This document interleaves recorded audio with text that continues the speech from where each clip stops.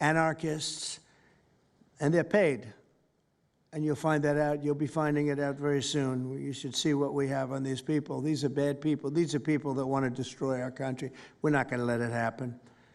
They've used armed gangs to assault local police in cities nationwide, and they've attacked journalists reporting on their crimes. So the journalists that report on their crimes, don't worry, you're very safe. I hope that's not going to turn you around, but they have been very threatening to people, but we're going to be very threatening to them, far more threatening to them than they ever were with us, and that includes the people that fund them.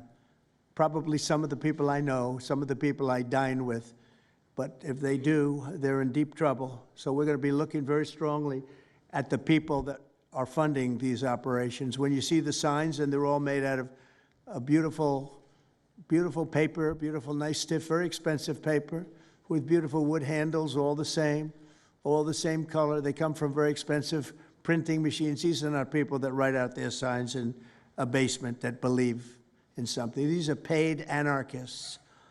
At least 3 of these courageous journalists have personally been victims of Antifa attacks. Andy Ngo has been repeatedly beaten by Antifa thugs for his work in cruel. Andy is a very serious person, too, I have to tell you. I've been watching him for a long time. Is Andy here? That's what I thought. Hello, Andy. I thought that was you. You're looking better than you do out on those streets, huh? You look much better. It's nice to have you. You feel a little safer here, I think, maybe. Well, not that safe, because you have them. You have to worry about that. But thank you very much. Andy Ngo has been repeatedly beaten by Antifa, and including one assault that left him with a brain hemorrhage. Only days ago, Nick Sortor was assaulted in Portland by a flag-burning mob, and we've made it 1-year penalty for inciting riots. We took the freedom of speech away because that's been through the courts, and the court said you have freedom of speech. But what has happened is when they burn a flag, it agitates and irritates crowds. They've never seen anything like it on both sides, and you end up with riots. So we're going on that basis. We're looking at it from not from the freedom of speech, which I always felt strongly about, but never passed the courts.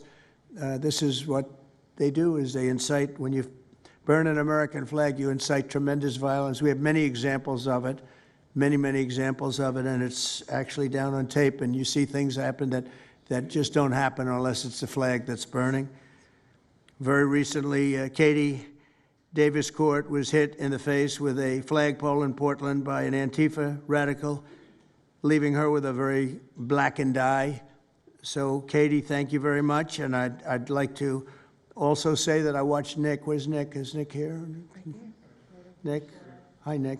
That was a rough time you went through. I hope you got my little note. I wrote you a note. Yeah, I really appreciated that. It helped a lot because it was a difficult situation. It was very stressful, and your note helped a lot. I truly appreciate it. I thought it was terrible, actually. I thought it was terrible. So we'll talk about it a little bit. Under the last administration, the Department of Justice targeted faithful Catholics, Christians, and patriotic parents as domestic extremists. They said, oh, they're extreme because they believe in God. They're extreme because they go to Catholic church, or evangelicals, where everybody was under the gun. Unless you are a really bad, sick person, then they left you alone.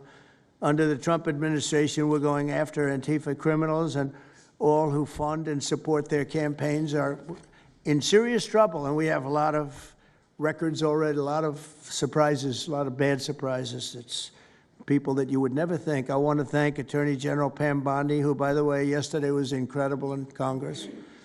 It was amazing, and she just did it from the heart and the brain, because she's very smart, in all fairness. But she did it from the heart, and she did it an incredible. Everybody was talking about it. She exposed some of these fake senators, these terrible senators, people like Blumenthal that had a phony war record. For 20 years, he talked about it, what a hero he was, and it turned out he never went to Vietnam.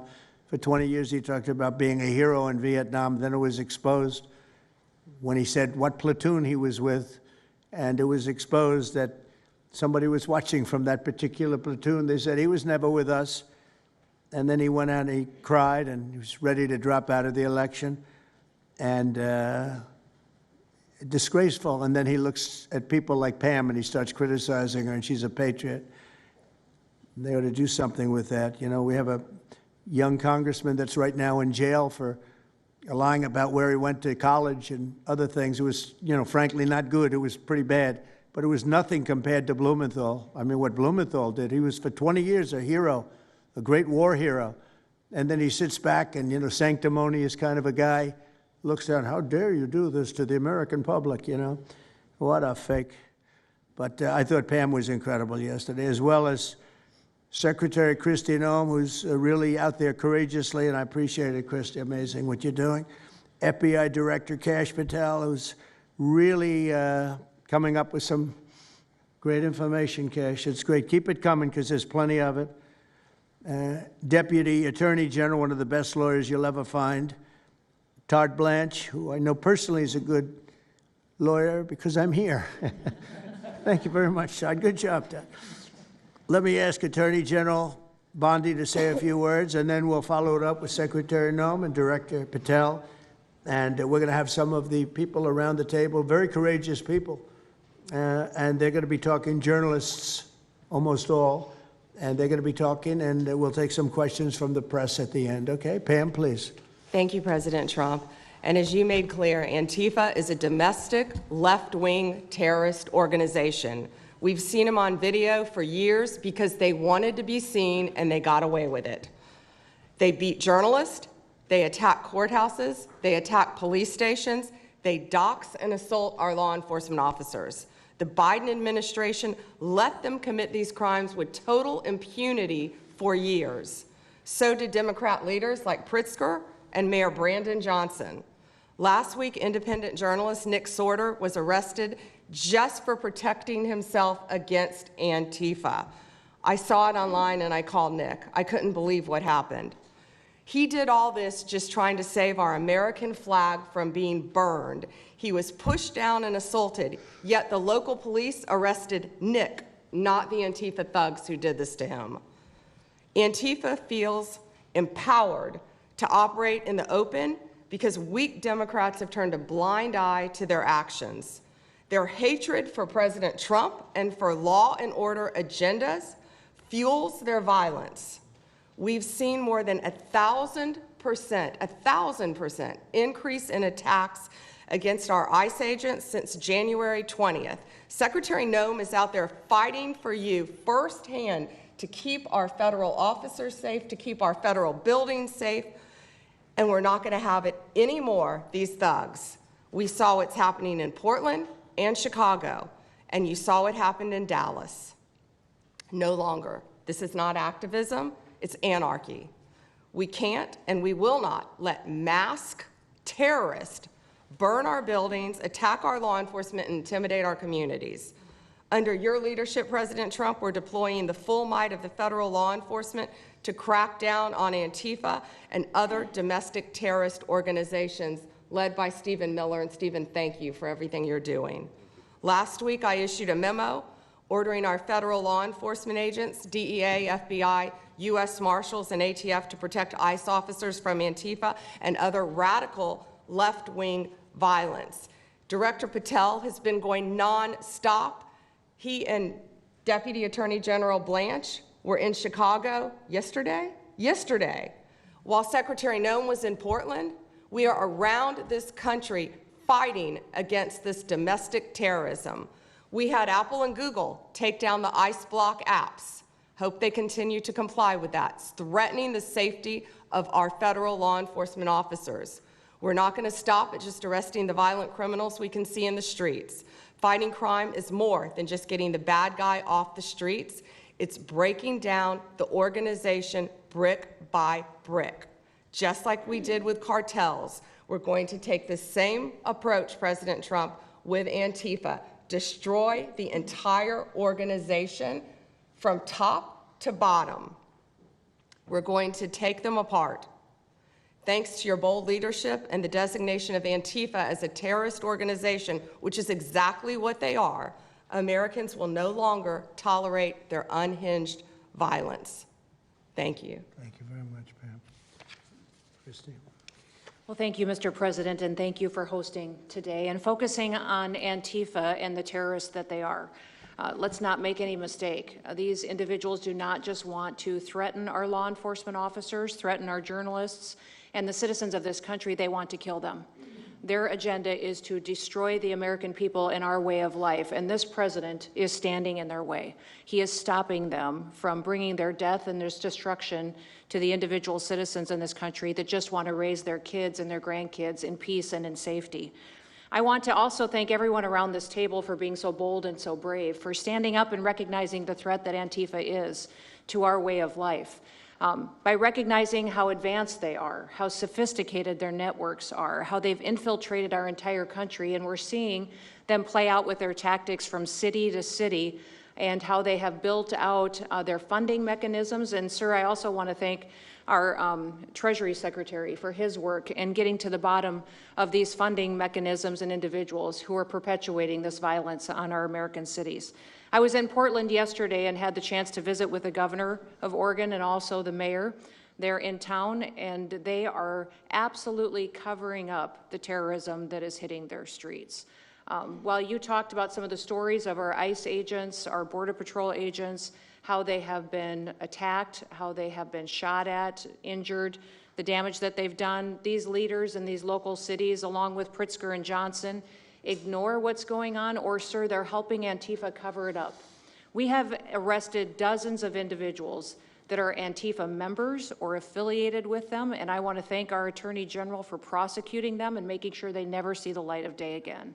They have been so bold in making sure we're bringing those individuals to justice. One of the individuals we arrested recently in Portland was the girlfriend of one of the founders of Antifa, and that we are hoping that as we go after her, interview her, and prosecute her, we will get more and more information about the network and how we can root them out and eliminate them from the existence of American society.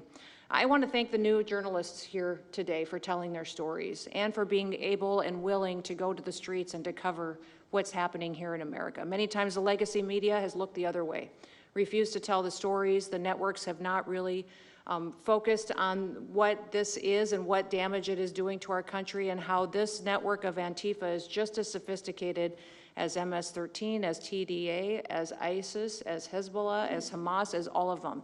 They are just as dangerous. They have an agenda to destroy us, just like the other terrorists we've dealt with for many, many years. And today is the day that we have a president that won't tolerate it and will stand up and fight for the American people. So thank you for being here, for being so bold, and for standing in the gap at such a time as this. It will matter, it will make a difference, and your life will be one of significance because of what you've done today. So with that, God bless you, and thank you, Mr. President. Thank you very much. Thank you. Cash, please. Thank you, Mr. President. Mr. President, the American people gave you a sweeping mandate in your victory in this election cycle, and they demanded safety and security for our citizens. And your administration, with your leadership, has provided us with the resources that we need, which is a whole-of-government approach to go after criminals absolutely everywhere, not just outside of this country, but within this country.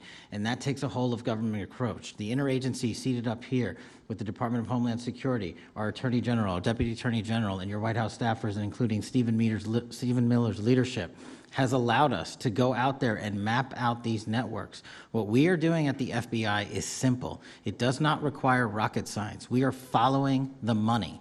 Money never lies. And that's what it's going to take to bring down this network of organized criminal thugs, gangbangers, and yes, domestic terrorists, because that's what they are. They are harming everyday citizens in every single one of our communities. And the folks you see here on the right and left, they're some of the bravest men and women we have today. They're reporting the stories live time because the mainstream media won't cover it. They're putting their lives on the line. They're standing up for the flag. The least we can do is stand up for them. So you have my thanks. I read more of your stories than I do theirs because you guys are putting out the truth. And we deserve a country where you are protected as equally as they are. We, in this FBI, will go after with the criminals with a vengeance. We will not rest until we find every single seed, money, donor, organization, and funding mechanism that we have. And I want to echo the Secretary's comments on Scott Bessent, who's allowing us to map out these networks through their financial criminal activities, which has been going on for decades. And I would like to remind the American public They built this diseased temple of corruption over decades, and in 8 short months, Mr. President, you have crippled their foundation because of your leadership here, because of the interagency, because of people like Deputy Attorney General Blanche, and because of Attorney General Pam Bondi's fearless leadership to go after criminals wherever they are. They will not be able to hide. They were able to hide and conspire with prior administrations, and we are exposing their corruption from within. And we will go to every single city in this country under Operation Summer Heat and the other operations we are doing at the FBI to bring these criminals to justice. We will arrest every single one of them from whatever perch you sit in, private or public, no matter how your goal or your ambition is. It will be crushed by the Constitution because the American people deserve law and order, and that's what we're going to give you. Thank you very much, Cash. Great job. Maybe we'll start over here. Would any of you like to say something? Feel free. You can say it in front of a fine group of people, also journalists and reporters. You want to start? Sure. Go ahead. Absolutely. President Trump, members of the cabinet, really appreciate you guys bringing this together. And the fact that we are here today on such short notice shows how serious you guys are taking this issue of trans terrorists and frankly, the cities and police departments that are cooperating with Antifa, such as Portland. I mean, the Portland politicians are literally willing to sacrifice their own citizens just to appease these Antifa terrorists. It's sickening. I've seen it firsthand, obviously. When I went to jail that night, never expected it to happen. I thought that they were maybe removing me for my own safety. It never crossed my mind that I was the one that was being arrested for a crime after I was just thrown into a hole.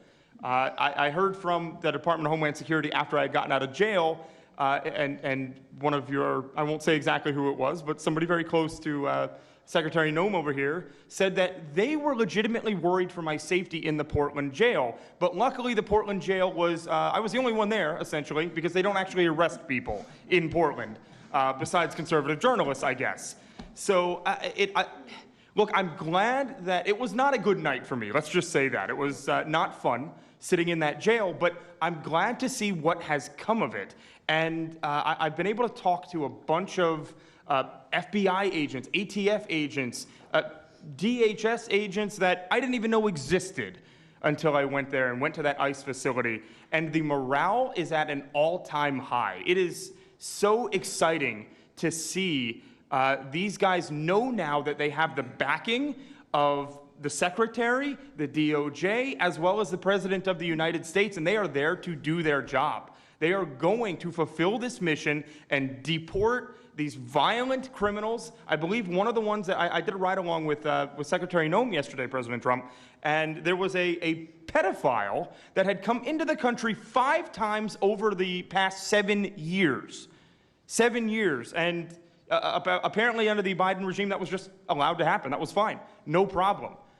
It's concerning to me that you're seeing the Portland Police Department, as well as the governor of Oregon, and the mayor, of course, coming out and running defense for pedophiles that have entered the country illegally 5 times. It's crazy. I'm glad it's taking a front row seat in the media. And, they're being forced to talk about it in reality because, we're the ones that were on the ground. We're the ones that are actually reporting what's going on. Much of the legacy media has been either ignoring it or covering for Antifa for years now.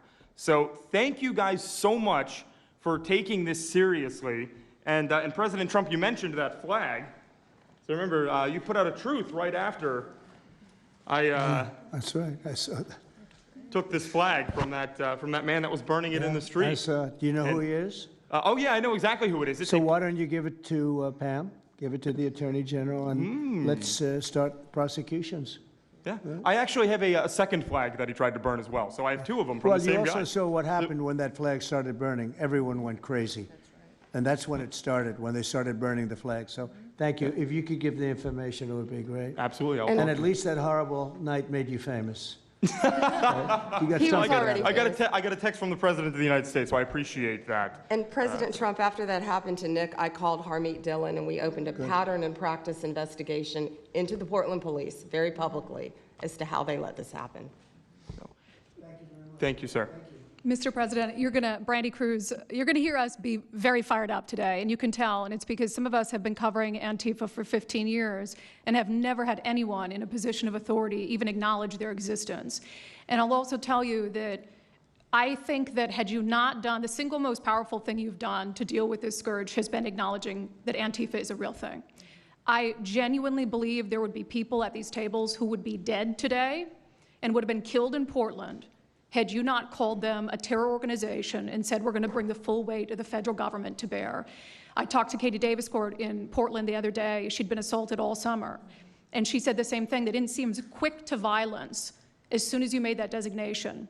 So they're thinking in their heads, they're worried. There's been 24 or so arrested in Portland. They don't want to go to federal prison. There's this video of them, one of them who was in the face of an ICE agent, and then he's in custody shaking.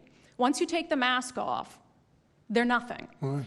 And I was told by probably a dozen people not to tell you this. I'm going to tell it to you anyway, because it's relevant to what we're talking about. I'm living proof that you can recover from TDS. I had strong Trump derangement syndrome for probably 8 years. This is one of the reasons I recovered from it. And by the way, it's much better to not have TDS. I'm happier, I'm healthier, more successful. I even think I got a little more attractive after I got rid of my Trump derangement syndrome. Yes. You know, I'm a reporter in Seattle, and frankly, I could not care any less what any of you have to say about this meeting.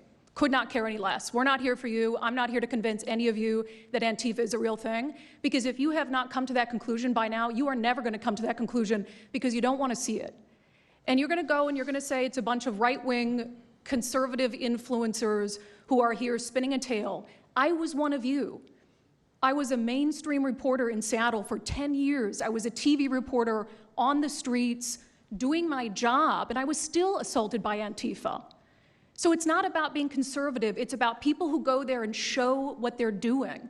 And when I saw, after all those years, that the media wouldn't be honest about what was happening, that Democratic politicians wouldn't be honest about what was happening, I thought, well, gosh, if they're not being honest about that, maybe they're not being honest about President Trump either. And it opened my mind to just looking at things for what they were. And now I find you quite funny, actually. Now it's like I said, I'm much happier about it. But, you know, for me, again, I could not care any less the stories that they go to print. This is what I care about. We have 3.5 years. Nothing is guaranteed, although I think if Democrats keep it up, we'll probably have Republican presidents for the next 3 decades. But nothing is guaranteed, and so what I want to see over the next 3.5 years is a full court press to dismantle Antifa once and for all in a meaningful way. I know, Andy, we talked before this about some ideas. That's really what we want to. I don't care what the media says. I don't care what Democrats say. They will never wake up to this fact. So we want the federal government to take as many of these cases as possible, look at the interstate travel between Portland and Seattle when it comes to these people who are committing violent acts, and hopefully in 3.5 years, they will be a shell of their former selves. Very close to that, and it's Antifa and many others, Yes. unfortunately. There are many others, bad ones. Most have been named terrorist organizations. There are a couple that we're going to, but I think we've got it pretty well covered. But there are many others, but very specifically today it's Antifa, and it's really bad, and we're going to get it cleaned up. Andy, do you have something? Thank you very much. I'm glad you no longer have TDS. I feel very good about that. Thank you. Thank you, Mr. President and members of the Cabinet. I have a lot of gratitude, and a little bit about my background. I'm born in Portland, Oregon, from there, and growing up, it's always been left-wing, very progressive, and I liked it. It had cafes and artists and those who lived a bohemian lifestyle. And in 2016, I was a graduate student at Portland State studying political science. I was an editor at the student paper there, a very progressive paper, and I was assigned to cover the election night demonstrations. Well, the elections night protests turned to riots, 3 days of violent rioting in Portland, and it was the first time that I saw groups dressed in black with their faces covered. This was 4 years before COVID. Some of them were waving the black flag of anarchism, some the red flag of Marxism. And within seconds, they would ravage one street to another, to another, to another. And the next day, I would read the legacy media, which I still read at that time and looked forward to, and I looked up to those journalists, and I was really shocked to see that the narrative was that these, in my view, anti-democratic political violence was legitimate acts of protest because they were concerned about racism or all these other lies. And so for the next 4 years, I just continued going out with my video camera. I thought, look, people can ignore what I write because of spin, but videos can quite speak for themselves. And in 2019, it led to me nearly losing my life. I was covering another Antifa protest turned riot. At that point, had been routine in Portland. And then I was ambushed in a mob beating. And I had never been in a fight. I didn't even realize that I was being assaulted until seconds in. And the punches came from everywhere on my head and my face, and I was bleeding out of my eyes and ears. And then they threw all the drinks in my eyes to humiliate me further and to laugh at me. And I was rushed to the hospital in an ambulance and CT scan, and I had subarachnoid hemorrhage, which is bleeding in the brain. I nearly died. And after surviving that, the reporting that I saw in liberal media it seemed to suggest that I had deserved it because they branded me far right. And some even went so far as to suggest that I maybe faked my injuries. A BuzzFeed reporter asked for my medical records, which I did provide, but this felt so, it's like because I didn't die in that attack, there was another round of people who wanted to finish me off. But I continued, and then 2020, Portland was really the epicenter of the longest political violence. Those months of riots, I was on the ground, undercover, and there was an assassination there. There was a supporter of Donald Trump named Aaron Danielson who was shot dead by a self-described Antifa member who then fled out of state and died in a shootout with US Marshals. In 2021, I returned undercover, naively thinking that enough time had passed, and was chased through the streets of downtown and beaten, nearly choked out. The person who was trying to choke me out held me so tightly that I had the blood, the vessels in my eyes burst. So one of the symptoms were my eyes were completely red after that, and I was hospitalized. So thank you so much for acknowledging Antifa and for directing your administration to treat them as domestic terrorists. It's going to be really challenging because how they organize is that they are decentralized, autonomous, and they operate on deception. And we're still to this day told that they don't exist, that it's a figment of our imagination. I think the DOJ could look at federal conspiracy charges. The state of California and San Diego County last year broke up an Antifa cell in San Diego. And I think maybe perhaps the State Department should designate Antifa, its international arm, as a foreign terrorist organization, FTO. So thank you so much for this invitation, Mr. President. Thank you very much, Andy. Great. That's a rough time you had, huh? So the chokeout was almost the end, you felt? Yeah, that was my only near-death experience in my life, and I'm quite shaken when I think about it now. It really feels unbelievable to me that on the streets of America that this type of violence against citizens could become so routine and accepted and cheered on by people. Although, you know, in the immediate aftermath of Mr. Kirk's assassination, we saw again that type of depravity play out on quite large swaths of the left. So there's a deep sickness that's in this country right now, and it pains me a lot to acknowledge it. Yeah, the amazing thing is you look at Portland, and you see fires all over the place. You see fights and, I mean, just violence. It's just so crazy. And then you talk to the governor, and she acts like everything is totally normal. There's nothing wrong. It's almost like, are you waking up from a dream or something? You see it on your network. You see it all over the place. And it's so bad. It's so crazy. It's like the movies you see for the kids, I guess not only the kids, adults also, where you have these bombed out cities and these bombed out people. It's like worse than that. I don't think they could make a movie as bad. And then the governor will get up and say, I don't know why they're coming here. It's such a wonderful place. And the amazing thing is the people want us to be there. The people, when they get the real people, that live there. Many of them have left, but the real people want us to be. The same thing in Chicago. So they've had 60, 70 murders over a short period of time. Murders, people that got shot. They've had hundreds of people shot, and then a guy like Pritzker, or this low IQ mayor, gets up. I mean, he got up, he's got a 5% approval rating, and the people are all against him. They want people to come. Beautiful black women are wearing a MAGA hat last night on television. Beautiful people. And they said, we don't care who comes, just stop the crime. They don't care, frankly, they don't care if it's National Guard and military. Send in anybody you want, stop the crime. And they're afraid to go out. They can't even go out. And then a guy like Pritzker, think of that, 50, 60, 70 people over a short period of time murdered, actually murdered, mostly gun violence, but knives, but gun violence, they're murdered, and hundreds of people shot. They had one weekend where they had like 18 murdered and 71 shot. But they said, you know what their excuse is? Yeah, but it was a long weekend. In other words, it was a long weekend, so that was okay. And then Pritzker gets up and he says, like, I don't know what they're talking about. We don't have crime here.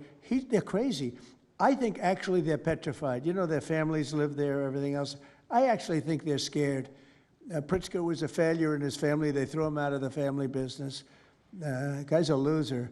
But you know what? They actually, I believe they're scared. They're actually frightened for their lives. Jack, please say a few words. Mr. President, thank you so much for having us here today and holding this roundtable. Antifa is real. Antifa has been around in various iterations for almost 100 years in some instances, going back to the Weimar Republic in Germany.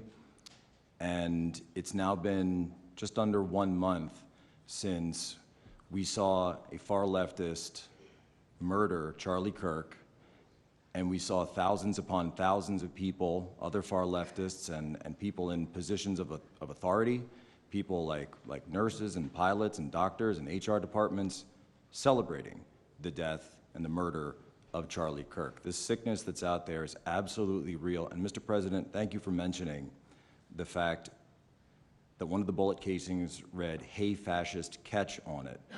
One of the other bullet casings right next to that had Bella Ciao written on it. Now, Bella Ciao is a song that is known in Antifa circles as the international anthem of Antifa. And all of us around this room that have studied Antifa, we're very familiar with these symbols.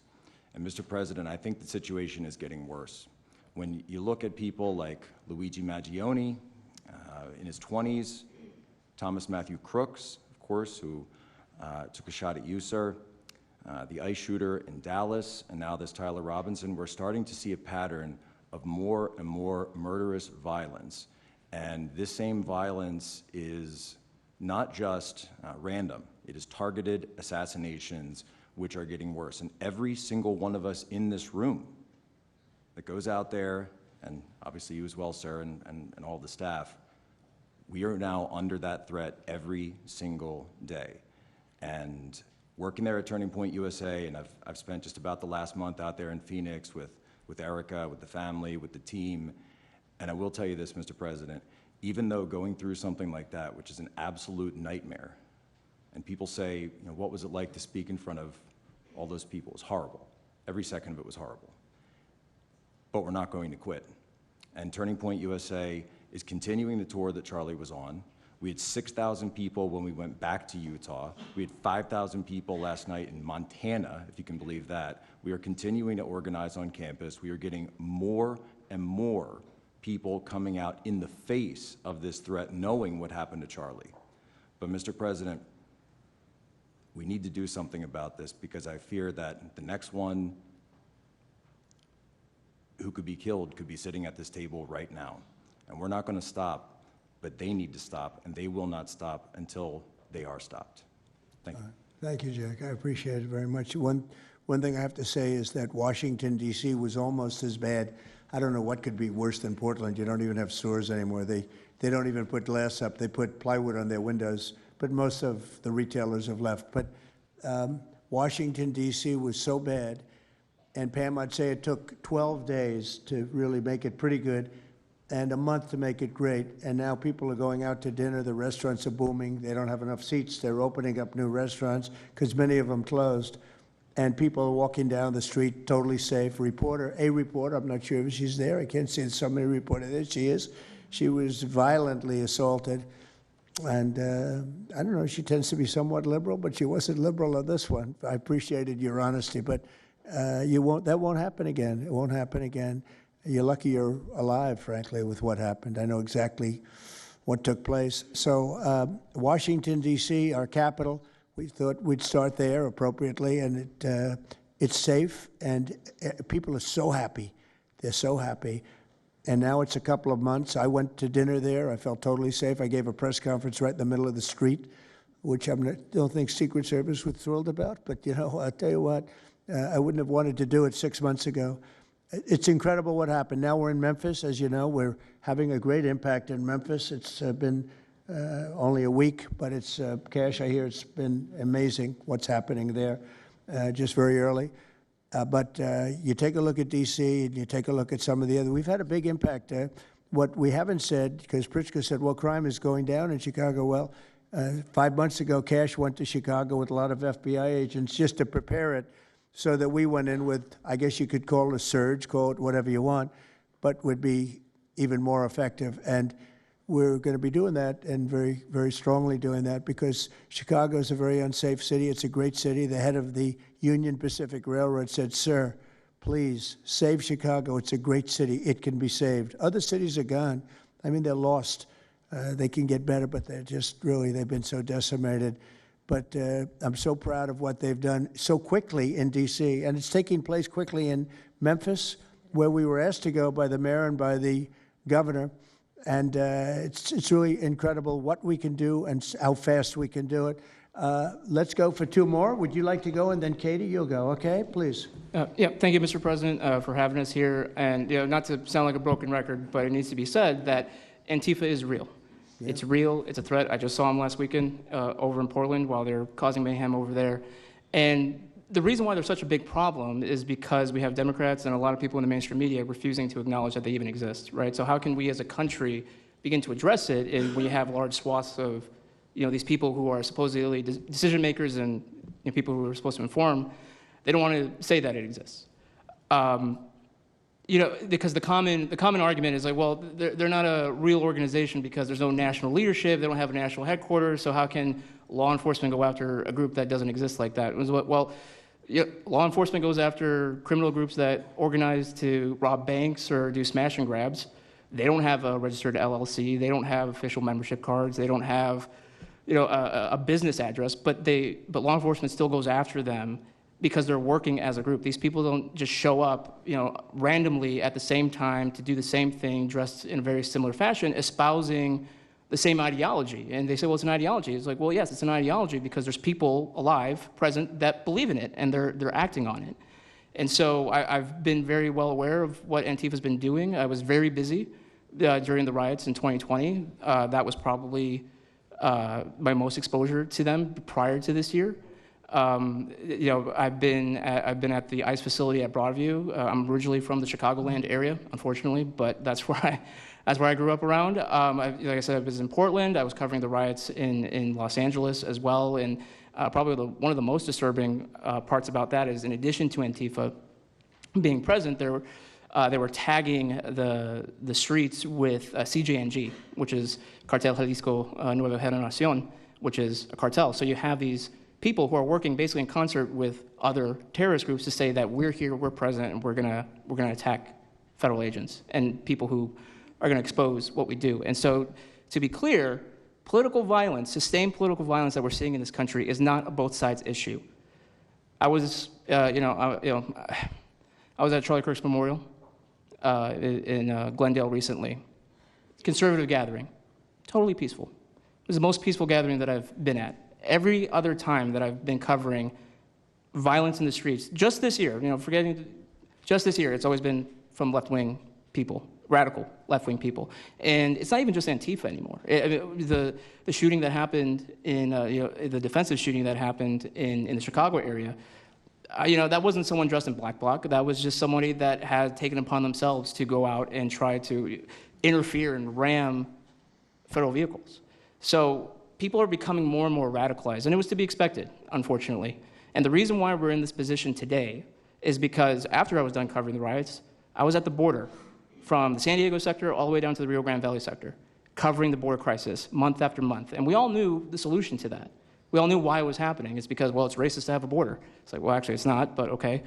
And so it required you to come back into office and to fix the problem, but it's no longer just a border issue. It's a nationwide issue, and that's one of the reasons why you got elected back into office, because thankfully the American people said we're not going to deal with it anymore. But unfortunately, there's a lot of people, as we've seen, who are willing to take to the streets to do violence. And that's a scary thing, because typically when I was in 2020, I was covering Minneapolis, Los Angeles, Portland, Seattle. I was over in Chaz, and that was to be expected. But now, because the issue of immigration, illegal immigration, is so widespread, riots can happen anywhere. Attacks can happen anywhere. So that's why it was weird kind of going back to my home state to cover this violence. I mean, just after the Dallas shooting, they were chanting outside Broadview, shoot ICE, shoot those, efforts, shoot those efforts. So I'll just leave that. Thank you so much again for having this. This is very dangerous. We don't work for companies that have billions of dollars. We're running and gunning often on our own. We became friends. A lot of us are friends because we would see each other all the time, and we became friends because we wanted to have someone watch our back while we're out there. Because like I said, we're just out there. And but we'll continue to do it because it's an important topic. It's an important issue. The American people deserve to know what's happening in these chaotic situations, and we're more than happy to do it. So thank you, sir. Great job. Thank you very much. Katie, please. Hi, Mr. President. It is an honor being here today, and I first wanted to start by thanking you guys for designating Antifa a terrorist group. It's exactly what this group is. It's a long time coming. I'm an investigative journalist from Seattle. I work for the Post Millennial alongside Andy No and Jack Posobiec. I have been infiltrating Antifa cells in Seattle and Portland for the past decade. I know their inner workings, and Antifa uses extreme political violence to crush the civil rights of their political enemies and believes that violence is justified by any means necessary. But today, I want to focus on what is happening in Portland at the ICE facility. I've been covering this for the past 4 months, and this is a call out to corporate media who has completely ignored this story or has falsely reported on it. This is nothing short other than a sustained attack on the United States, which is being supported by Democratic elected officials. The Portland Police Bureau has completely abandoned several blocks outside the ICE facility, giving away their jurisdiction to a terrorist group who has spent the past 4 months harassing, assaulting, and intimidating anyone they perceive to be against their cause. Not only have federal agents been relentlessly assaulted for more than 100 consecutive days, black-clad anarchist militants concealing their identities behind black facial coverings have been assaulting reporters just for trying to cover their crimes. Today, I am sitting here with a black eye and a concussion after being violently hit in the face with a metal pole while reporting outside the ICE facility just this past week.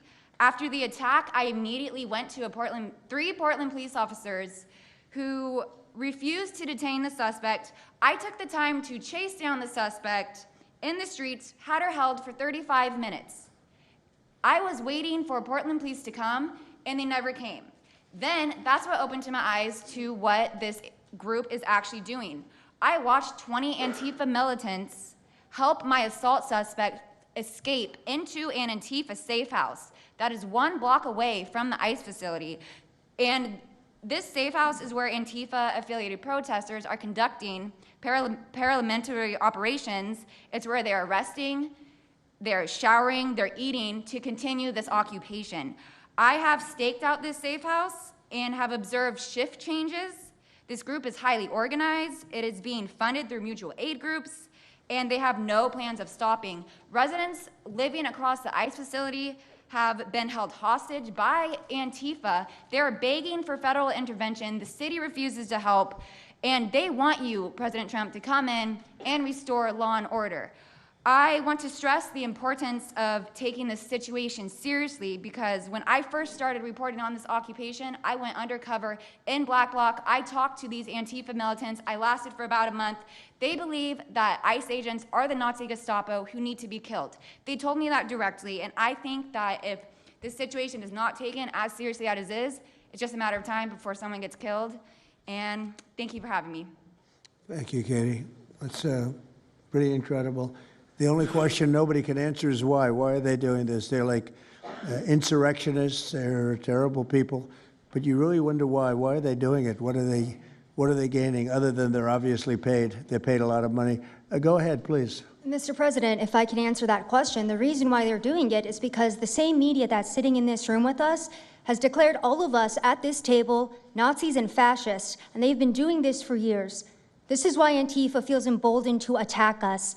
Now, almost every single person at this table has been threatened with a steel bat. We've been assaulted, we've been harassed, we've been threatened, and that is in huge part due to the media. So my message right now is for you guys. Because 2 years ago, back in 2020, by the way, I was censored for my reporting on Antifa here in Washington, D.C. You were talking about how safe it is now, Mr. President. It wasn't so safe back then. Back in 2020, I watched as a father was being mobbed and surrounded by Antifa members as his terrified, crying children looked on and the police here did nothing. I watched as a woman had her hair violently ripped out of her skull simply for waving an American flag on the streets of Washington, D.C. And by the way, if you guys try to go and find any of this footage, you won't find any of it because Twitter deleted all of it because our president shared my reporting and they deleted my entire account immediately after. So now, if you want to know what happened in 2020, all you're going to see is the media headlines that said that it was fiery but mostly peaceful. Thanks for that one, CNN. The reality is that it was an extremely violent period of time, and for the last 10 years, Antifa has been wreaking havoc on law-abiding and innocent American citizens, and it needs to end. Now, I'm with Turning Point USA. It's an honor to be here, Mr. President. Thank you guys so much, everybody in the administration, for giving us a seat at the table, because the media has not only been demonizing us for so long, but immediately after the brutal assassination of our founder, Charlie Kirk, our Turning Point USA chapters have seen an uptick in violence across the nation as Antifa chapters that are embedded in our universities go and target them. It's been extremely difficult to report on the ground, and for a long time I was afraid to go to Portland because I knew that the only people who would have my back, like Julio said, were one of my friends on the ground because there is no police force there. I was terrified to go because I knew if I got shot or stabbed, and I have been assaulted, I've been mobbed and robbed in Austin, Texas by Antifa, that nobody would come to help me. So my plea to the entire administration, especially to the DOJ, is every single radical left-winger who is in front of the ICE facility in Chicago, in New York, in Portland, please make sure that you use the full force of the law to come after each and every single one of them, because it is us being soft on left-wing violence that has fomented all of the terror that we have seen in this country, and it is the left wing getting away time and time again with assaulting law-abiding American citizens that has led us to this place. So truly, to the Americans that I speak to on the ground, they feel completely abandoned by their state and local government. So please step in. You have Americans begging for the National Guard, and to the media over here, please report on the truth. Please do your jobs. I'm an American citizen. Everybody at this table simply views ourselves as American citizens who have an iPhone and the will to actually tell the truth. So please take your job seriously and tell the truth to the American people. And thank you for letting me be here on behalf of Charlie to continue his legacy of cleaning up the country. Thank you, Mr. President. Thank you very much. Appreciate it. Wow, you feel very strongly, I can see. I'm mad. I got beat up so many times, Mr. President. My friends have gotten beaten up, and I want to cry right now from happiness because we have been completely ignored for so long. For almost 10 years, we've been getting assaulted on the streets. I have watched children cry as their parents have been attacked on the streets. That should not be happening at our nation's capital. So please, again, the DOJ, please utilize the full force and go after each and every single one of these people. Fantastic. Thank you very much. Great job. Impassioned. That's important, because you should feel like that. Please, go ahead. Mr. President, thank you for having us here and bringing together this panel of brave journalists, everybody on this side of the room. And no one can speak to the violence better than these people here. So I think we know that this is not just a story about violence and chaos, as you alluded to, Mr. President. This is a money story. And at the Government Accountability Institute, my colleague and I, Peter Schweitzer and our team, we followed the money, and we followed it to the top of what we call the protest industrial complex, Riot Inc. And we found a network of NGOs. It's not just the Soros network, the Open Society network, it's other funding networks, the Arabella funding network, the Tides funding network, Neville Roy Singham and his network, Foreign Cash. And it's also big left-wing funders. Some of them are not citizens of this country. Mr. Hans-Jörg Wyss of Switzerland. They're pouring money into this entire ecosystem. And so I want to share 3 money facts with you about what we call Riot Inc. Number 1, like any corporation, Riot Inc. has many divisions. It doesn't just have the Antifa boots on the ground division. It has PR divisions. It has marketing divisions. It has a very well-funded legal division to get these boots on the ground back on the streets as quickly as possible. But it does have those investors that I mentioned. Number 2, we have identified dozens of radical organizations, not just the decentralized Antifa organizations, but dozens of radical organizations that have received more than $100 million from the Riot Inc. investors. These would be the lawyer groups. These would be the groups that advocate for calling good, honest Americans fascists, et cetera. And then 3, I think the most shocking thing is that we have found that more than $100 million in U.S. taxpayer funding has flowed into these funding networks, including at least $4 million to these very groups themselves, not just Antifa types, but there was an event in Atlanta called Stop Cop City. Over 60 rioters were charged with domestic terrorism. These groups received money for that from both the billionaire class as well as taxpayer money. So one other thing, this money helps fund the decentralized crowdfunding platforms. These are ways that Antifa, the John Brown Gun Club of Elm Fork, which had links to that attack on the ICE facility, the Socialist Rifle Association, and just because they don't have LLCs or EIN numbers doesn't mean they can't get paid. Some of these funding platforms, crowdfunding platforms, are funded by this network that we call Riot Inc. So again, I want to thank you for your leadership, for the whole cabinet's leadership on this. We're going to keep following the money and appreciate everything you're doing, sir. Do you know the name of any of the funders? Do you know the names? Because if you do, I'd like you to give them to Cash or Pam. Absolutely. Or Christy. Yeah, we'll do that. As soon as you can. That's all of you. Because you probably know the names after a certain period of time. You tend to find out. But these are people that do not have good intention for the country, and that's treasonous probably. So if you could, very important, if you could do that, it would be great. Nobody would know better than you. You'll figure it out. Thank you. Please, go ahead. Yeah, my name's Nick Shirley. I'm 23 years old. I'm a 100% independent YouTube journalist. And over the past year or so, I've been able to go to 15 countries. I've hung out with people in the gangs of Brazil, in the favelas, in the prisons of Secot. But yet the most dangerous places I have been here in the United States, unfortunately. And I've had the opportunity to show people about the protest Antifa here in the United States, and there's nothing organic about what they are doing here in the United States. I've watched people be bussed in from states. I've watched the same lady at a protest in Atlanta be bused to the protest in DC and then in New York City. There's nothing that is honest about what they are doing. And they have signs. I've seen the same signs here in DC and in London as well.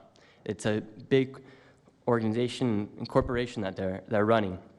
And people may wonder, like, what's the threat to us as Americans if we go? Well, you'll be labeled as a fascist, you'll be labeled as a Nazi, and they'll wish death upon you, because they wish death upon me. And just last week in Portland, Oregon, I watched a lady get trapped in her car, surrounded by Antifa, and her sister messaged me after seeing the video. She said, the only reason I think my sister was safe is because you were there recording. I also was chased out by a member of Antifa who said he would smoke me, and next thing he knew, a DHS sniper had lasers on his chest. If he was not there, who knows what would have happened that day. These people are very dangerous, and people wonder how they're able to do it. The reason is because these cities are not enforcing the law. And why should these people be worried if the law is not being enforced? And we are not far right, nor are we far wrong. We're just right. And the truth about what's happening here in America with these groups is very dangerous. And I thank you, Mr. President, and your administration as well for acknowledging that.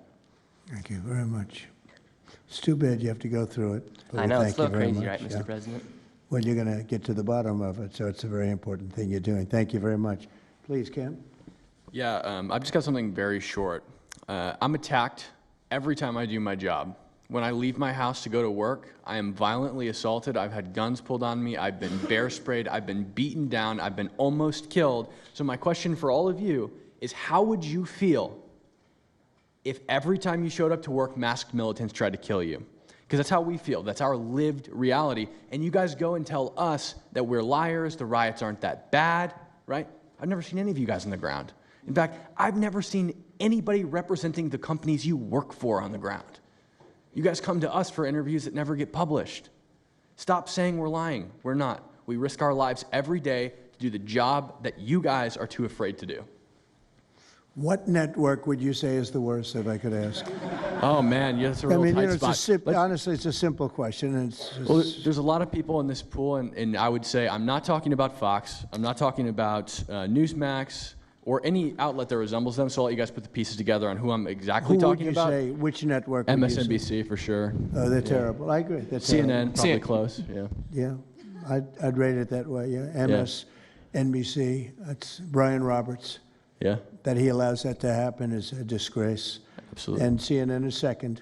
Yeah, I would say CNN is not quite as bad as MS. MSNBC is not really a news site anymore. Oh, MSNBC is sick. Yeah. They're sick. Well, sir, it's who also else? just the stories that they publish about what's the ICE enforcement operations that are so heavily slanted that it's no longer, as I was saying, no longer just Antifa, but Americans that are becoming radicalized. So they've been very irresponsible with how they've been reporting on it. Who is that? MSNBC, for example, they're Would you rate them the worst? probably. Who would you rate second? Well, they ran a story about an operation in Southern California about how a father of 3 Marines was arrested, and they made it seem like they just did it because he's brown. But there's video of that same man charging at the agents with a weed whacker. Now, I've worked with weed whackers back in the day, and you don't want to be on the receiving end of one of those. So that's why he was arrested, but the story was presented as if it's a brown guy just simply being arrested. And I've been around ICE agents, and I'm a citizen, so I feel fine. But it's just that's why. It's not just Antifa. It's not happening in a vacuum. It's multiple working factors. in conjunction. I think they work in conjunction with some of the media. I think ABC is very bad. I think NBC is very bad. And CBS has a new owner, so we have hope for CBS. CBS has a great new owner, in my opinion. But I will tell you, ABC is terrible. NBC is terrible. NBC's MSNBC too. They changed it. They moved it over legally so they couldn't be tainted by the words MSNBC, but they are absolutely terrible. There are a lot of them. What about independents? Independent networks. They're a little bit better, but I would say that we're an example of how you don't need to be part of a super large company to be able to do just basic journalism. All you got to do is sit and record, and you'll let the story play out. And that's why they hate us. That's why Antifa targets us. Well, I watched a level of dishonesty that's incredible, where answers are changed. Like just before the election, an answer was changed by Kamala. She gave a horrible, death-defying, election-defying answer, and they took the answer out and they replaced it with another answer that she gave 5 minutes later, having to do with a different subject, but at least it wasn't election-defying. No, the level of dishonesty with the media is incredible, whether it's on Antifa or many of the other groups. You're talking about Antifa, and I know that's close to your heart because that's the one that's most affecting you, but there are others that are as bad or almost as bad as Antifa, having to do with different people, different sections of the world, but it's terrible. We're not going to let it go on in this country. We're not going to let it go on.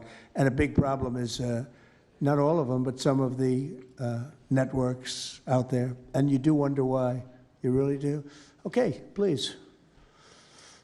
Go ahead, yeah. Mr. President, thank you again. Thank you. My name is Jonathan Cho. I am an investigative reporter for Frontlines Turning Point USA. I'm also a senior fellow at Discovery Institute in Seattle. And I cover far-left extremism as well as the homeless drug crisis in America. And I find it oftentimes those worlds intersect. And hot off the presses, what I wanted to bring to your attention today is a report from a Capital Research Center here in D.C. in conjunction with Discovery Institute.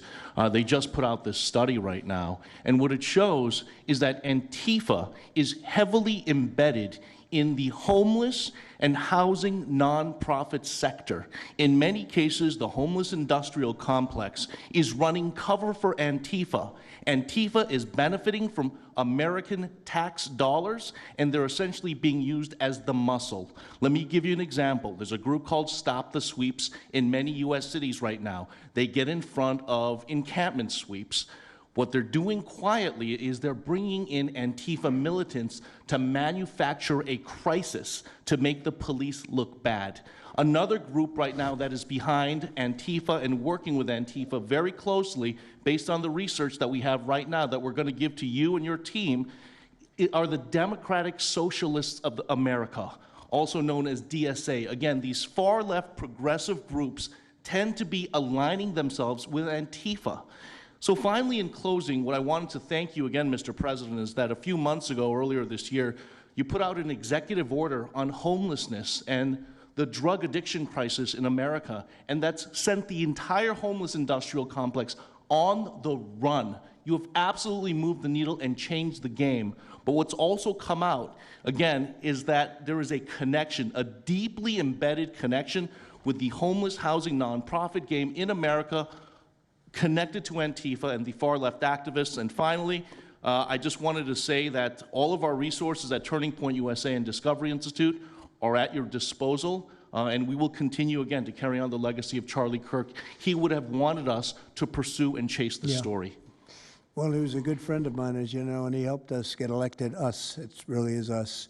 It's even some of them, but not too many of them, not enough of them. And did you notice when we mentioned CNN and MSDNC, the cameras went off. 2 of the cameras immediately went off, but they're not going to cover it anyway. The problem we have is that this is a very important meeting, but you'll see very little press about it. These are major statements being made by major people, including the people right here, and you're not going to see too much about it. They don't like to cover this kind of thing. So it's very dishonest what's going on there. I think the press is a big factor. Please, go ahead. Thank you, James. Mr. President, thank you so much for having us all here to bring attention to this matter. You know, you did mention MSDNC, CNN, a handful of those other outlets that have been lying about, I mean, various things, but especially what ICE, the brave men and women over at ICE have been doing. I was talking to Antifa members in Portland the other day, and you know, a lot of these people genuinely believe, they buy these lies, and they genuinely believe that they're fighting against literal Nazis and not brave men and women that are putting their lives on the line to basically, you know, enforce basic immigration law, right? That everyone seemed to agree with up until maybe a few years ago, a handful of years ago. So once again, thank you so much for having me. My name is James Klug. While my primary job is traveling around the country, having conversations with Americans about various political topics and issues, you know, I have had a lot of run-ins with Antifa over the last 5 years. And I do think that Antifa is a primary reason why many conservatives are afraid to go out and protest and make their voices heard and maybe bring friends and family to a demonstration and exercise their First Amendment right, because they are literally deathly afraid. And I talk to these people all the time. They're afraid of militants showing up in black bloc and hurting them and their families. And, you know, I've personally witnessed Antifa assaulting hundreds of police officers. I've witnessed them firebombing police departments and federal property. I've witnessed them making death threats against federal agents, police officers, journalists. I think I've witnessed every single person here, maybe not personally, but I've seen them get, you know, hunted down and attacked. And so, you know, this is a group that is responsible for a good percentage, if not a majority, of the violent riots in 2021 and 2020, when Democrat mayors had a kind of a hands-off approach with these left-wing militants. Just as a quick reminder for everybody, we're talking about dozens of murders that happened in those riots. We're talking about billions of dollars of damage to property and communities all over the country. We're talking about thousands of officer injuries. So this isn't just like some little thing that they're, you know, oh, they punch a journalist here and there. No, they're responsible for a lot of damage and a lot of people that have, you know, unfortunately died and basically suppressing people's voices, you know. And so what I did want to talk about is, to get this footage, almost every single person in the room here, to get this footage, you have to go undercover because you are at risk of being beaten or worse. You have to go undercover, you have to film low-key to capture them committing crimes. This is stuff that the mainstream media was not doing and has not been doing. They'll show when Antifa is maybe, it's a little bit more peaceful, and they'll show when it's more mellow, but they'll remove the cameras when things get violent and it's actually dangerous to be here. And I have personally witnessed legacy media vans showing up at a riot 300 yards away, getting out of the vehicle, filming for 30 seconds, saying something like, you know, fiery but mostly peaceful, packing up, and to add insult to injury, you have Democrat politicians that are saying, it's just an idea, right? That's all this is, so it's just an idea. After all of this chaos, it's just an idea. Well, that idea has threatened to kill me and many of my friends that are here today. So, Mr. President, thank you so much for bringing this to the forefront, and it's definitely making a big change. Really appreciate you. One question. So why is it there are numerous groups? I mean, Antifa is terrible, but you have other groups that I guess probably are almost as bad or just as bad. Not one other group was mentioned. I'm sort of surprised at that.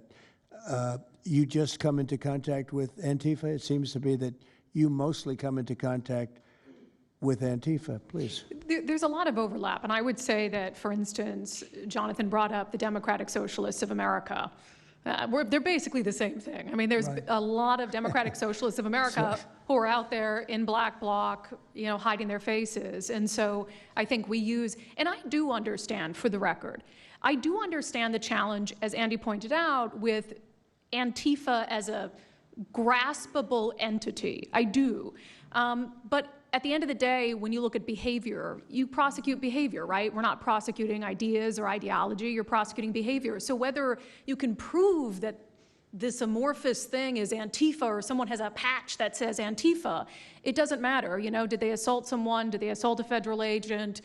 Were they engaged in rioting? What is it? And so they're always using that, oh, well, they don't call themselves Antifa, even though some of them literally do. It's called Rose City Antifa. How long has it been around in Portland, Andy? Since 2007. They call themselves Antifa. In Seattle, I was outside the federal building, and they were yelling, there's no police here, this is Antifa land. And then at the same time, Democrats, like our governor, oh, Antifa is an idea. But yeah, I think Antifa can overlap with a lot of other entities and organizations. Okay, very good. Thank you. You know, President Trump, I just wanted to add this real quick, because you were asking which mainstream media outlet is the worst. What I think, it's any of them that decided to call Kilmar Abrego Garcia Maryland Dad. Because when I'm out there on the street talking to these people, you know, they call Maryland Dad is this human, he's actually a human trafficking MS-13 gang member that's illegally in the country. But the amount of people on the street that I spoke with that thought that he was a U.S. citizen that was being deported to Uganda is dangerous. These people genuinely believe, based on what comes out of the garbage standing over here, that you guys are deporting U.S. citizens. So that's what's causing all these problems. So when you have a governor like Pritzker in Chicago, where you have Illinois, which is in a lot of trouble, Chicago's there, you know, potentially a great city again. It's not great now, but it could be great again. That's why we have to get there soon, because eventually you can't do that. What makes a man like that say that things are wonderful? Why doesn't he say, we love that President Trump is going to come and help us clean up Chicago and make it safe again, as opposed to fighting us and pretending that there weren't 50 murders and 200 shootings and all of that? Why is that? Go ahead, Nick. To spite you. To spite you. To spite the administration. That's simply what it's about at this point. Because, you know, if you go and talk to some of these citizens, like I'll use Portland as an example again, because I've been there for so long now. You talk to the neighbors that live in the apartments next door to the ICE facility. There are veterans with PTSD that live there, and they're here all night long, screaming, fireworks being lit off by these rioters, children crying because they, you know, can't sleep at night and they're scared of all the noise outside, and they can't leave. They can't. I mean, they got a lease. You can't just leave. These people aren't wealthy individuals, and that's one of the major problems here. And these people are afraid to come out and speak out And they're getting no help from their government at all. They've been begging for the noise ordinance to be enforced outside of their apartment complex for months now, and the city of Portland has ignored them every single time. The victims are, as I said, they're afraid, but the governments aren't doing anything because they want to spite the administration. It's all political. And the politicians make you feel like you're foolish, like there's something wrong. Like, how could President Trump be saying that about Chicago? And yet the night before you see that, 11 people were shot, 5 people died, and you have him talking about like it's a wonderful situation. They make you feel guilty. And a lot of people don't get over that. They just don't get over it. I think they convince the people. Do wealthy people leave too or not? Places like Portland, are the wealthy people leaving? People that can leave, are they leaving? I think that they're moving to the areas that have been gentrified. I mean, the Oregon governor, when she was saying, we don't need Trump here, she's walking around, it's a very tight shot, if you notice that. And she said, Portland's just fine, look at me. And they'll focus on the couple areas of Portland that are very nice. Well, she was saying that, and there were explosions in the background. Yeah. I mean, there was a reason they cropped it in.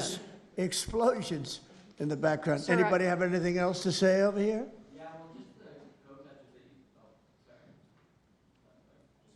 And then should we be taking questions, or is it just a waste of time? Because they're going to ask questions, but, well, there's Brian, he's good. But you know what?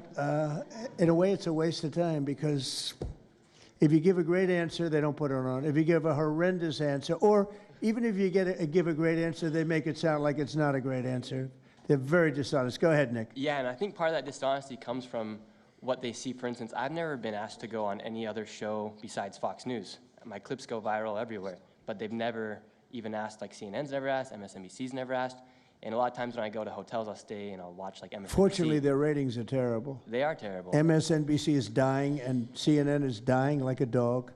And poor CNN, it's so pathetic. It is very pathetic. You ever see their anchors in the evening? That nobody ever heard of them. Where did these people come?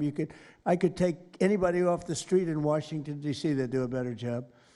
Yeah, and it's not hard to show what's going on these days. You literally have an iPhone and you can post it on X. They don't believe in the star system, It's just one of those things, right? Okay, Nick, you finished, Nick? Yeah, Are you very finished, much. Nick? Good job. Thank you very much. Well, you've been through hell, I tell you that, but you're really incredible patriots, incredible people. Go ahead, please, Brian.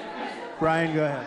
I'm so thankful for each and every one of you here right now, and I'm very grateful that my network, Real American Voice, has partnered up with many of you. Jack and Sylvan, you have a show on a network. Many of you, Savannah, have appeared on a network as well, so thank you for being here.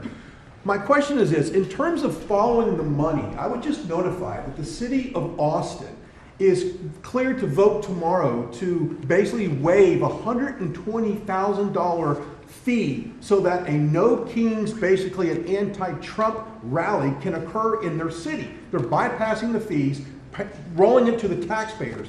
So my question is to you: what can the people of Austin, Texas do right now to make sure that their tax dollars don't fund a No Kings anti-Trump rally coming up? Well, you just tell me that I would love to do something about that. Bring a lawsuit, do something. The best thing you can do is have honest elections, because the elections are totally rigged in so many of these places. You take a look, the people, they're all loving you. They can't breathe. They love so much, every one of them. You don't see one negative. Then all of a sudden you lose the election by 20 points. The elections are so rigged, and we proved that in 2020 more than any other time. But even the last election, there were areas that I won by much more. We won in a landslide, but I actually won in more of a landslide than we thought. I said, you got to get out, make it too big to rig. And fortunately, the people made it too big to rig. They tried. But the biggest thing you can do is have honest elections. If you don't have, and you need great media. You need borders. Wait. You need borders. You need honest media. You need honest elections, and you have a great country, and you need all three of them. Yeah, go ahead. Blue Tent had ties to all these radical groups that you talked about inside here. So thank you for removing. I would like you to make a big deal, though, if they're waiving a fee, but I guarantee they wouldn't waive it if it was. It's not Trump. If it were a conservative rally, they wouldn't be waiving it. So maybe you can look into that, Pam. Todd. That sounds like one for Todd, Pam. Go ahead, Todd. Good luck. There's proof Antifa actually Who are infiltrated you on. with? Who are you? I am with What network? I'm with Al Arabiya. It's an Arabic network based in Riyadh in Saudi Arabia. But I am the foreign ruler today. Mr. President, you said that you might go to the Middle East on Sunday. Do you mean Egypt and Israel? And would you consider going to Gaza to see what things I on the would, ground? yeah, I would. I might do that. I may do that. We haven't decided exactly. I'll be going to Egypt most likely. That's where everybody is gathered right now, and we appreciate that very much. But I'll be making the rounds, as the expression goes. I probably will. Mr. President. Go ahead. Just to clarify, you said you might go to Gaza. You're saying that's Who the you first with? topic. I'm representing the TV pool, but I'm with NBC, sir. That's too bad. Okay. Well, just to clarify, you said you might go to Gaza, and then the second question I had earlier today, you said the mayor of Chicago and the governor of Illinois should be jailed. Have you asked the Justice Department to look at possible charges? No, I've seen the law, and when you have a group of people where the police call off the safety for ICE officials, I've understood that, and I've read it today in numerous journals, that that's illegal. What they did is I guess it was ICE, Christie, right? They were under threat, and the police were helping beautifully, and it was fine, and then all of a sudden, a woman was on the line saying, everybody, move back, get out, and they were given an order by the second person in the police department, and the governor knew about it, the mayor knew about it. I understand that's a criminal offense. Do you want to comment on that, Christie? Yes, sir, we're seeing that kind of pattern happen with local law enforcement and state law enforcement, not just in Illinois, but also out in Oregon, too. In fact, in Portland, I was there yesterday, but some of the ICE officers were telling me that as they drove by the rioters that were saying, kill ICE agents, Molotov cocktails, melt ICE, that the Portland police were cheering them on and had their fists in the air cheering on the rioters that were threatening their lives. So in Chicago, we had a 10-car caravan trail our ICE officials and pin them down. And those ICE officials, to get out of their vehicles, a woman tried to ram them and run them over, and shots were fired to get them to safety.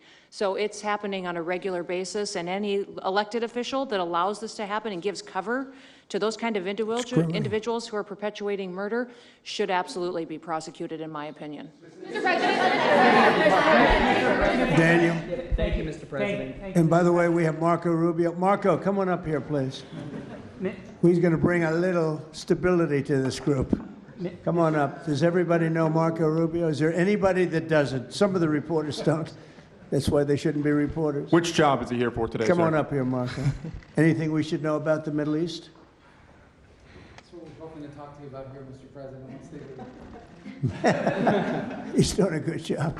He was born for this job, I can tell you. Daniel, please. Mr. President, thank you very much. I have two questions for you, if that's okay. Seamus talked a little bit about the money aspect of this. Do you believe if you go after where the money is coming from with Antifa, in regards to Antifa, do you believe that would be similar to cutting the head off the snake, so to speak? And I have a question It on would this. help. I don't know that it would be totally complete, but it would certainly, you'd knock out 75%, 80%, 85%. These people, a lot of them don't believe it. You know, when I watch them, I say, I can almost tell a pro they're like professionals. That's all they do. And they get paid by somebody. I think it would knock out a lot of it. Yeah, not all of it maybe, but a lot of it. And then a follow-up to that is a lot of the people who we've listened to over the last hour, they've emphasized that Antifa, it's not necessarily this big organized thing. It's a bit ambiguous. It's deorganized. I think that's one of the words that Andy used. What is the challenges of going after a group that makes it intentionally difficult to go after and find? That could be for you, the Attorney General, anyone up there. Well, they're smart people, and they deceive. A lot of them are crooked people. A lot of them have been staying out of trouble their whole lives, and they've been bad from the day they were born, frankly. But these are sick people. Pam, go ahead, please. Well, they're smart, but they're not smart enough. Oh, my microphone's broken. They're smart, but they're not smart enough. They have been covered by these liberal cities for so many years. And that's why we're all working with Treasury, with all these different departments, to find the criminal conspiracy. Okay. I'm just giving. I was just given a note by the Secretary of State saying that we're very close to a deal in the Middle East. and they're going to need me pretty quickly, so I will take a couple of more questions. Please. Thank you, sir. I also have 2 questions for you, if I may. Have you given any more thought to possibly suspending habeas corpus to not only deal with these insurrectionists across the nation, but also to continue rapidly deporting illegal aliens? Yeah, it's suspending who? Habeas corpus, sir. Oh, I don't know. I'd rather leave that to Christie. What do you think? No, sir, I haven't been a part of any discussions on that.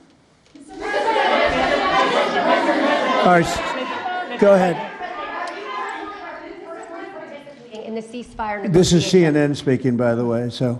Are you This personally is one participating? of the worst reporters that you'll ever see. I don't even want to take a question. It's a waste of time. Go ahead. Mr. President, how will you decide which workers get back pay and which workers do not? Well, we're going to see. Most of them are going to get back pay, and we're going to try and make sure of that. But some of them are being hurt very badly by the Democrats, and they therefore won't qualify. Go ahead, please. What will the administration do to foreign Antifa organizers and funders who are located overseas? Go ahead. In the yellow, please. So the Nobel Peace Prize will be announced on Friday. You've been nominated by many world By many, leaders, many countries. That's by many right. countries as well as the hostage families. Do you think you will win? I have no idea. I mean, look, I did settle. Marco would tell you we settled 7 wars. We're close to settling an 8th. And I think we'll end up settling the Russia situation, which is horrible. 7,000 people died last week, by the way, in Russia, between Russia and Ukraine. I think we'll settle that. So I don't think anybody in history has settled that many, but perhaps they'll find a reason not to give it to me, you know? Perhaps they will. President, are you personally participating in the ceasefire negotiations? Thank you so much, Mr. President. Thank you. Going to the shutdown quickly, what is your position on the extension of health care subsidies, which is what Democrats are asking for? Well, all I want to do is very simple. I want to get the country open, and then we're going to discuss that. And we'd like to, Obamacare is a horrible mess, and it has been from the beginning. We want to make it better, stronger, even if it costs more money, we want to make it better. The Democrats want to make it worse. The Democrats want to approve health care for illegals coming into our country, many of them coming in from prisons and mental institutions and drug dealers. They want to give them health care. We don't want that for our people because that's going to destroy the health care that we already have. We'd like to make Obamacare better for people, less expensive and better health care. Yes, ma'am. Mr. President. I'm wondering if you've been briefed on the organization and funding of Antifa, and if so, what have you learned? I have been, and they have pretty good knowledge, but they're going to have a very good knowledge. And I really ask these very brave patriots that we're surrounded with today to let us know, because I think you probably have some pretty good ideas. And even if you're not sure, let us know and we'll figure it out, okay? If you could do that.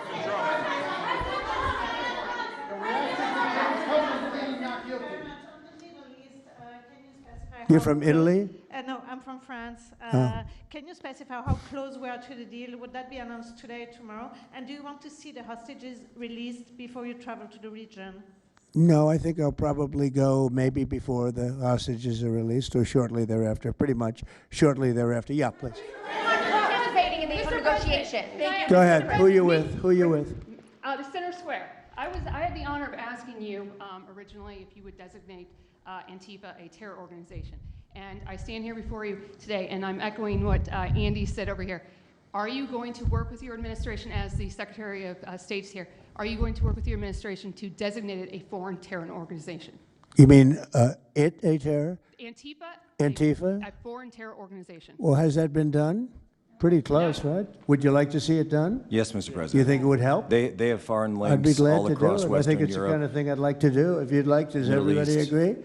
If you agree, I agree. Let's get it done, okay? Let's get it done. Marco, we'll take care of it. Mr. President. That's international, you mean? Yes. International. Yes, Mr. President. Sounds good to me. Foreign terror organization. Steve, are you okay with it? Yes, it's true. There are extensive foreign ties, and I think that would be a very valid step to take. Good, I think so too. Yes. Good, I think it's a good point. Thank you. President, are you planning on remotely participating participating in this. On the shutdown, we are now about 1 week away from military service members missing their paychecks. We'll always take care of our military. Would you encourage Congress to pass a standalone bill to pay our service members? Yeah, that probably will happen. We don't have to worry about it yet. That's a long time. You know what 1 week is for me? An eternity. 1 week for me is a long time. We'll take care of it. Our military is always going to be taken care of. Yeah, please. Blue dress, blue. President, Rebecca with Blaze News. I'm curious to know, so you're talking about the money funding these Antifa organizations, and somebody brought up Roy Singham, I think it was you, who, by the way, is married to one of the co-founders of Code Pink, this infamous left-wing organization. I'm curious to know the administration. Who is that? Who is that? Roy Singham. He's married to. No, did you say they're here? No, he's not. A journalist brought him up, but Oh, is, I see. Okay. Yeah. Okay. Jameis, thank you. Good bring up. Excellent. Go ahead. He's somebody who's been reported on extensively, and I'd love to know what the administration is going to do to actually bring consequences to some of these names. You mentioned. Well, I don't know the name, but I would like to ask Pam to take a look at it. You know, a lot of the best information we find are through you and other people like you. So I'd like you to look at it, Pam.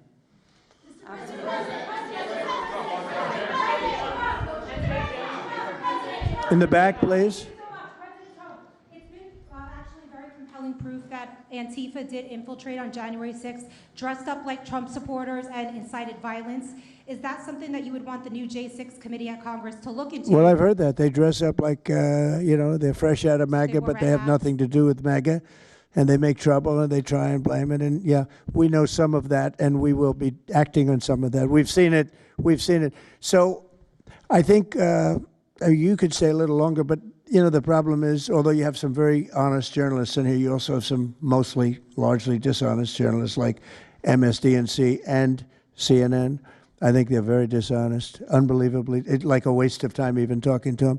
But I have to go now to try and solve some problems in the Middle East, although I'm very well represented by our Secretary of State. He could probably do an even better job than me. But who knows? We don't want to take any chances. So we're going to go and do that. If you'd like, Pam, would you like to stay for another 5 minutes, 10 minutes while we have all these great people? And I'll let Pam and Christy take over and get some good points out. I just want to thank the people around the table in particular. You've been amazing. You've been brave. You're real patriots. You're real patriots.